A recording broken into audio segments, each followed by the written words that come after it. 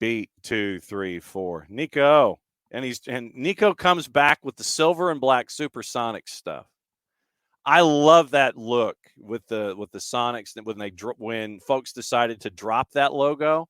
I thought that was one of the coolest things that you could have done. And I will also say that there better be an NBA team at Climate Pledge in the near future, because you guys got screwed when Oklahoma City, when the Sonics left to go to OKC.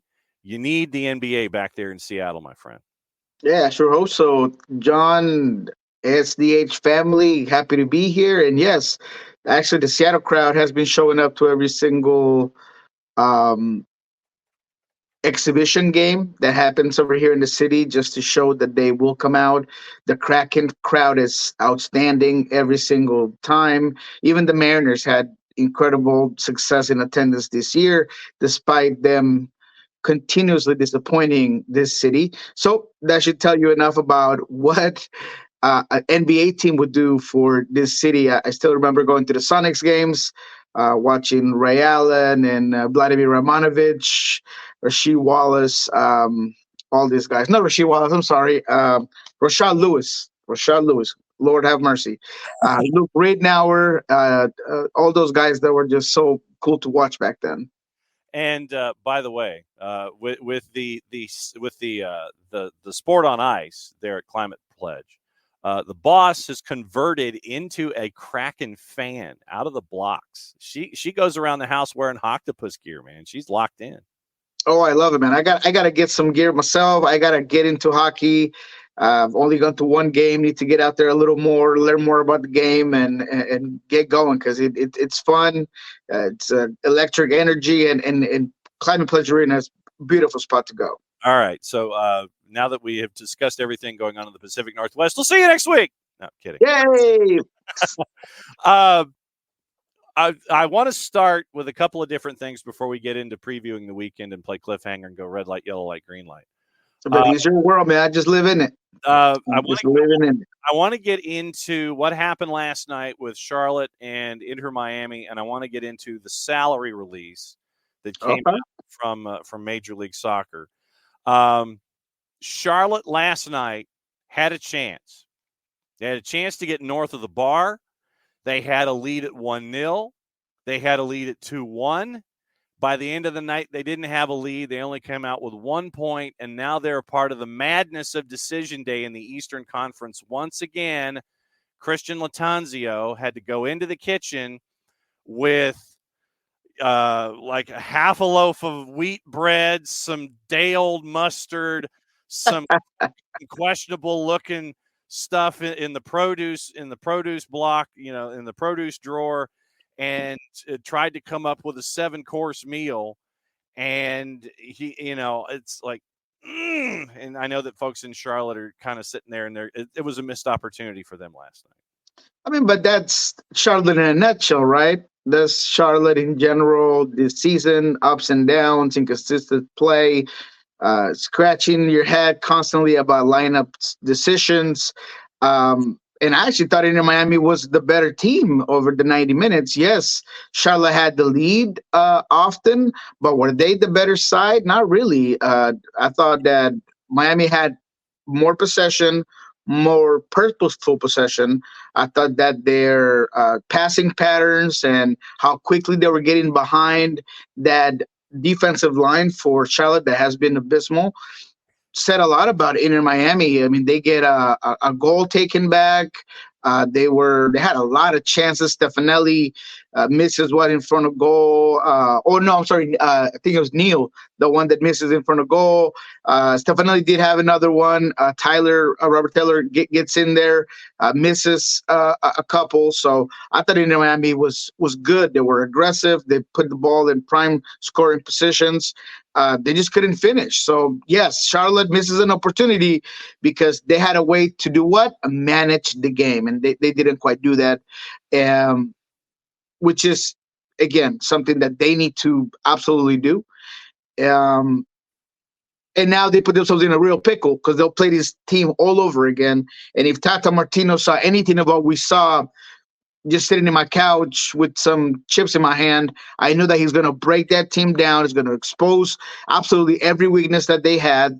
And Charlotte just needs to figure out a way to be more consistent. And even when they're ahead with the ball, I continue to believe that this team has no idea who their best players are and the way they fit. Vargas, I thought it was really good, but he was also very sporadic at times. His defending lacks at times when it comes to pressure, that counter press. So I, all in all, think Charlotte just continues to be a very mid team that yesterday got lucky getting the draw, to be quite honest. So then the question is, and tomorrow morning at 10, we'll have Will Pelagic, the play-by-play voice for Charlotte FC, on the show with us to kind of help preview our weekend. How much of this is on MAR and Christian Latanzio, and how much of this is on Zoran Cornetta for not going to the grocery store and laying stuff out? And it's like, bro, what do you need? What do you need for your party?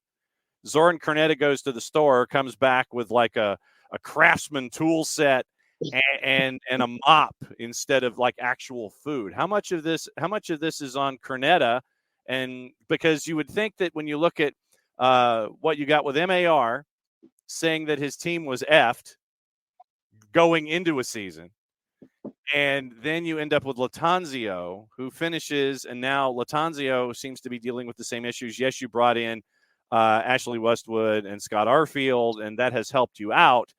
But it doesn't seem like how much of this is on those two coaches and how much of this is on Zoran Cornetta, I guess, is my question. I think it's a little bit of both.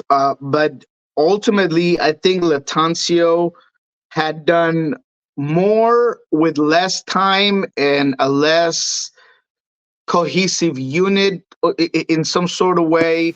And I think he tried just too many things out. I feel like the locker room as well hasn't been managed properly. So although, yes, we can go to front office and say this team on paper needs to be better for this era of MLS, especially in the East. But all in all, I think Latanzio has been too inconsistent with his tactics, his ability to know when to get this team to force play, and defensively just been so poor all around. You talk to this fan base, right, that they expect so much, and they thought Copetti was going to be this amazing attribute because he had the criteria, he had the trajectory of being a guy that should come into MLS and be amazing, but he just was never put, in my opinion, in a position to really exploit what he can bring to the table. So yes, front office has part to do with this, but I think Latanzio, looking at this roster, could have still done better.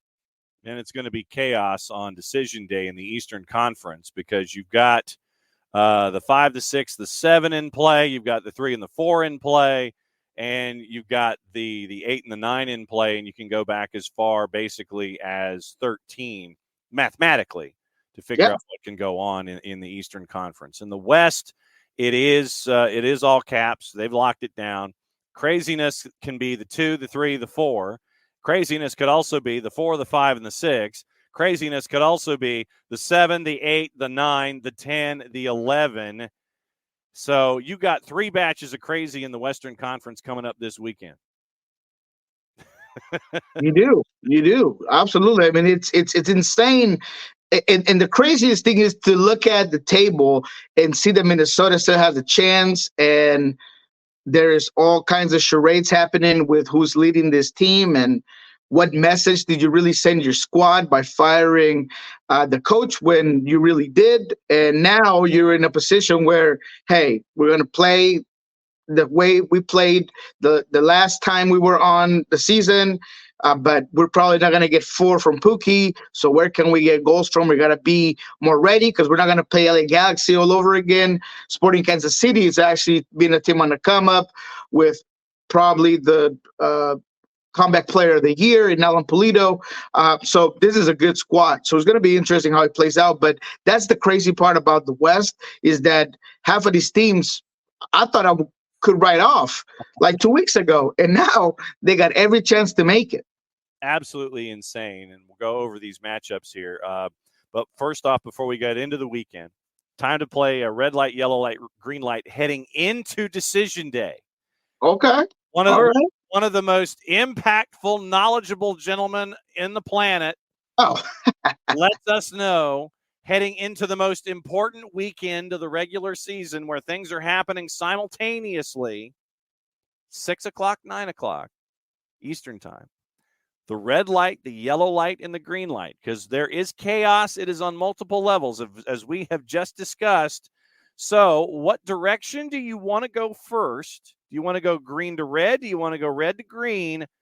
Your red light, yellow light, green light heading into decision day.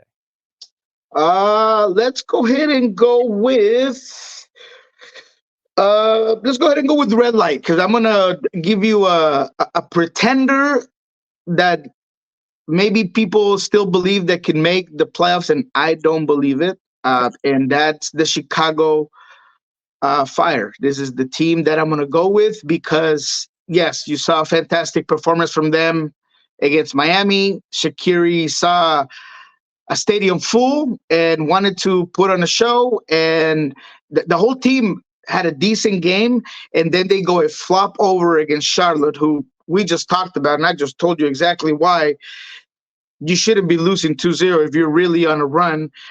So all in all, the reason why I think that Chicago's having so many problems and why I don't think that they're going to have a chance against New York City, that yes, they've been a yawn to watch. They've had all kinds of inconsistencies. And you can sit here and tell me, Niko, is it crazy to think that Chicago's going to win this game? No, I'm not going to say that. But I think they're trending backwards. So when it comes to the Chicago Fire, I don't know if it's going to cut it with this midfield to counter what New York City wants to do out wide, the speed, the creative play. So I just think they're pretenders. I think that they were boosted, yes, by a coach change. They were boosted by Messi coming to town, but reality is going to hit, and therefore they're going to stay red light, frozen, at home, no playoff chances for Chicago. And the gentleman that is very, very how should we phrase it? Very, very well compensated for his activities. One of the highest paid dudes in Major League Soccer. Chicago Fire, 5th in salary. Ooh. 5th in salary. Their DP spending. Lionel Messi is 76.8% of Miami's DP salary spend just under $40 million. Chicago. So here's something that we got in common with folks. Inter Miami, Toronto is number 2, LAG is number 3, LAFC is number 4, Chicago's number 5. That's your salary spend. Top 5 Major League Soccer. Last time I checked, 4 of those 5 teams are not making the postseason. No, it is a trend that happens. You know, people think that they're going to be able to get into a playoff run just by spending money, and we don't need to go over the shambles that we've seen with, you know, that guy Insignia and all these other guys, Javier Hernandez being one of the top 10 players, and LA Galaxy really not counting with his services most of the season. And you can go back to last season and figure out that he just hasn't been working. So all in all, when you get a team like St. Louis to come in and say, hey, we're going to bring a guy that has an idea, an identity, a style of play, and then we're going to load him up with exactly what he needs to make that work, then you realize, hey, maybe we should go that route and just provide a guy the tools to execute what he has developed and what he presented us with and the reason why we brought him in, and maybe not worry so much about filling up the seats by bringing older players or big name players, because guys like Lowen have shown you what they can do. Guys like Klaus, a guy like Giochini that not revived his career, but he's just having a breakout season. Sam Adeniran, the rest of that back line. I mean, that's what I think we're trending on. Not that MLS is not spending money, because that's not what I'm saying. They're spending money, but there are teams that know how to do it and teams that don't. How many times did we have Cincinnati at the top of this list years back, and they were the last and worst team in the league? A lot of times. But you get a change in coaching, you get a change in the front office, and he makes a change. You get a cohesive unit, and now you're taking the shield home. So those are the difference that really make MLS so hard to really figure out at times. And there's so much equality, but you can do it. It's not all about the money. And Not So Big Shaq is 39.9% of total salary expenditure for Chicago. Ooh. Almost 40%. Oh, that's just I don't know. I don't want to call it just throwing money down a garbage chute, but I mean, it's about as close to it as you can get. All right. So then who's your yellow light now that we've talked about all the red light in Chicago? Man, my yellow light is a team that is such a headache to watch. And you, first of all, it's one of my disappointments of the season in general, because they're a squad that went from developing players by putting them in on the field. They have this great academy, and they sold players young and all of these things. And this year, they brought in experienced players. They're bringing guys to win now, and they've been as inconsistent as any team in the league. And I'm talking about Dallas, FC Dallas. My goodness, that Colorado game that they played, it was Colorado. They could have been sitting here pretty, having a good time eating popcorn, or maybe just eliminate, still having to prepare, but in a much better position by beating Colorado, a team that we know that is bottom of the table, a team that hasn't shown you absolutely anything. And you go and put that performance with that type of squad. I mean, it's hard to watch. I feel sometimes for Ferreira, he tries to be that guy that's dynamic, that's creative, that does this and the other, but the team doesn't find consistency in the final third. In midfield is as easy as walking around any convenience stores of your choosing. I was going to say a name. I'm glad I didn't, because they don't sponsor us, so we're not going to say their name. But it's that easy. Pamako and whoever they put on right next to him just doesn't work. There's nobody recovering the ball. There's no defensive pressure. They have a hard time pressing high, and so because of that, I think Dallas is another pretender in general. But they'll probably get in because they have enough draws to get them there. But this is not a team that I see doing anything in the West. Green light. Oh, green light is simple. And I'm going to try to not give you much more other than the fact that I have perhaps I haven't given him constant support, and I've doubted him from the very beginning. But I'm going to ride, and I'm going to do my best to ask forgiveness to St. Louis and the city. I think that if there's something that they've done that's changed my mind, and they're going to have a tough game against Seattle, it's just the fact that they've completely changed being a one-trick pony. And as I look at the West and I see how tight the race is and how it could be anybody's game, if I'm going into a playoff run, I think St. Louis has all the goods to do great. There's one thing that goes against them, right? History. They're already breaking records by being the most successful expansion franchise in MLS history. Are they going to be the first one to take it all the way to the MLS final? I don't know. I don't know if they have the credit for it, but I want to give them the benefit of the doubt. They deserve my green light to say, go ahead and go as far as you can.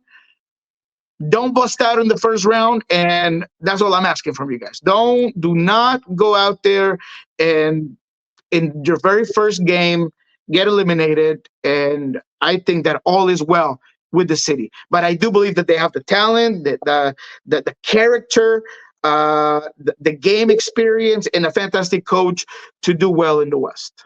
And yes, I know people are going to be like, how could you not be talking about LAFC? You're crazy, blows my mind. You know what?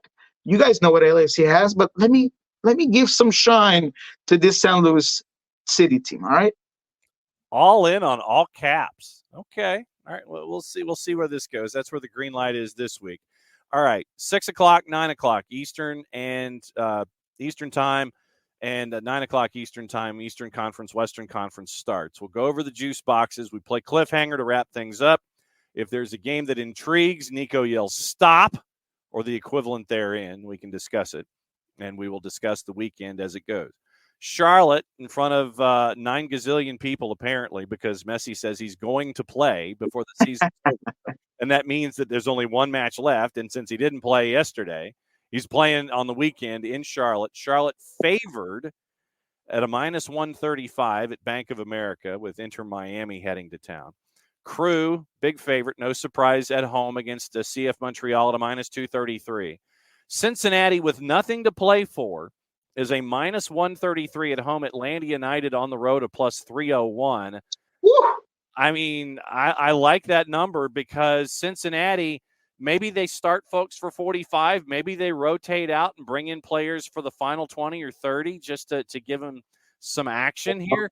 That's a stunted number to me. It feels like a trap too, though. But oh man, that's hard to pass on.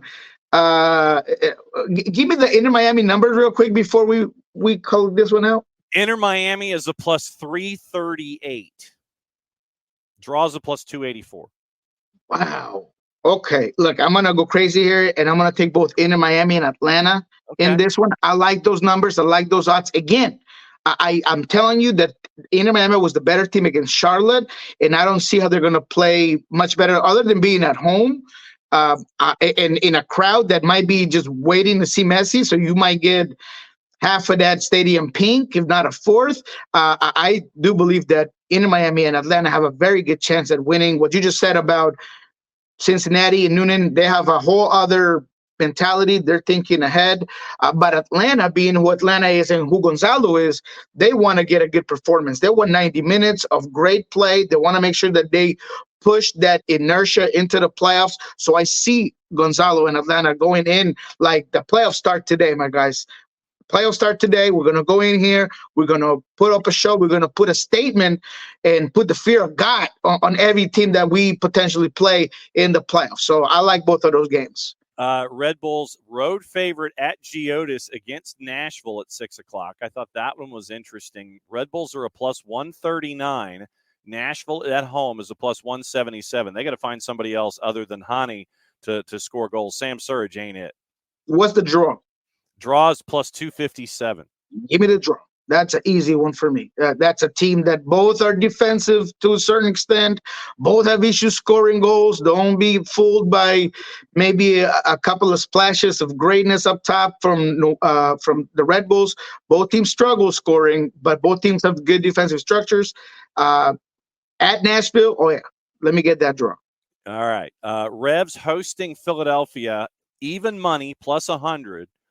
Draws a plus 296 in the Union or a plus 227 on the road for a New England team that is still trying to figure out, I think, how Clint P.A. wants them to play. Yeah, no, I would really be surprised if New England pulls this off. You just saw it last week and the things they try to do, put Nacho Hill as a wing back to try to provide him some width and maybe trying to find a way to get a guy like Bai to provide them offense from that specific position. I still think that the midfield gets too stretched out. So I see Philadelphia going in here, taking care of business, and probably getting the entire city of Philadelphia excited.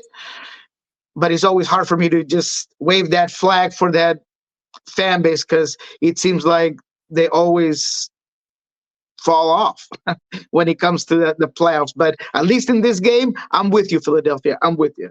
Last two matches at 6. NYC, a big favorite at home against Chicago Fire. We've talked about the Fire. Purple team, a minus 106 on the road as Toronto FC pulls just plays out the string. And I think John Herdman is actually going to start his hot seat watch with this match as they host Orlando City. 9 o'clock, Rapids hosting RSL.